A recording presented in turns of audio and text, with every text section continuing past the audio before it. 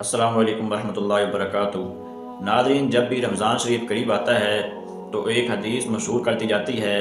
Face بک پر، what's app پر، social media کے تمام plate form پر یہ حدیث مشہور کر دی جاتی ہے کہ جو شخص سب سے پہلے رمضان شریف کی خوشخبری دے گا تو اس پر جہنم کی آگ حرام ہو جائے گی۔ تو اس بارے میں بریلوی علماء کرام اور دیوبندی علماء کرام کیا فرماتے ہیں؟ سب سے پہلے دیوبندیوں کے بہت ہی بڑے عالم دین مولانا الیاس کمن صاحب ہیں، ان کا بیان سماعت فرمائیں۔ حضور اکرم صلی اللہ علیہ وسلم کا ارشاد ہے، من کذب علی متعمدا فلیتبوأ مقعدہ من النار، کہ جو شخص مجھ پر جھوٹ بولے اور جان بوجھ کر بولے اس شخص کو جہنم اپنا ٹھکانہ بنا لینا چاہیے۔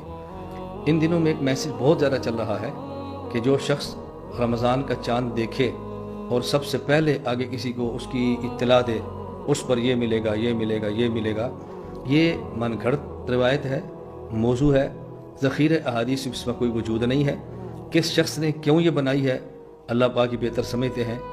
ابھی دوسرے نمبر پر بریلویوں کے بہت ہی بڑے عالم دین ہیں مفتی محمد اکمل قادری صاحب، ان کا اس بارے میں بیان سماعت فرمائیں۔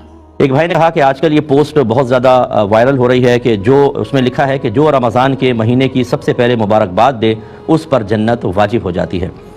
تو یہ بالکل اس طرح کا جھوٹ ہے، اور اگر نبی کریم صلی اللہ علیہ وسلم کی طرف منسوب کر کے بیان کیا تو ایسے شخص کے جہنمی ہونے میں اس وقت تک کوئی شبہ نہیں کہ جب تک وہ اس پہ توبہ نہ کر لے، کیونکہ نبی کریم صلی اللہ علیہ وسلم نے واضح فرمایا کہ جس نے مجھ پر جان بوجھ کر جھوٹ منسوب کیا وہ اپنا ٹھکانہ جہنم میں بنا لے، یعنی اس کا ٹھکانہ جہنم ہے۔ تو یہ جھوٹی حدیثیں گھڑ کر اس طرح بھیجنا اور اس پہ خوش ہونا کہ میں نے بھیجی تھی، اتنے لاکھوں لوگوں نے اس کو آگے کر دیا، یہ خوش ہونے کا وقت نہیں ہے، یہ مقام فکر ہے، یہ خوف کا وقت ہے، ڈر جانے کا وقت ہے، اس لیے کہ آپ کے جھوٹ اور آپ کے گناہوں کو لاکھوں لوگوں نے دیکھ لیا اور لاکھوں لوگوں تک پہنچا۔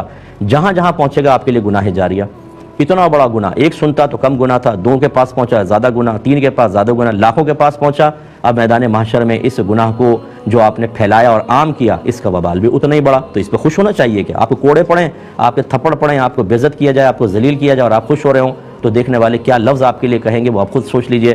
میں یہاں پہ اس کی جرات نہیں کر سکتا، لیکن بہرحال خلاصہ کلام یہ ہے کہ جو ہمارے ینگسٹرز ہمیں سن رہے ہوں، نہیں سن رہے تو ان تک آپ پہنچا دیجئے جو ہمیں سن رہے ہیں کہ خدا را ایسی حرکتیں نہ کریں، اس سے کوئی جنت وغیرہ واجب نہیں ہوتی۔ تیسرے نمبر پر یہ بہت ہی بڑے مکہ کے خطیب ہیں اور دیوبندیوں کے بہت ہی بڑے عالم دین ہیں مولانا محمد مکی الحجازی صاحب، ان کا اس بارے میں بیان سماعت فرمائیں۔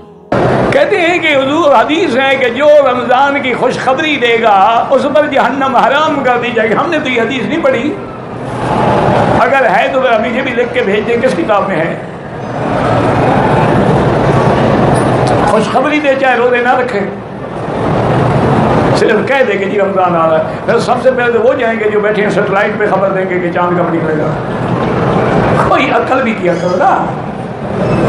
چوتھے نمبر پر یہ بھی بریلویوں کے ایک بہت ہی بڑے عالم دین ہیں، ان کا بھی اس بارے میں بیان سماعت فرمائیں۔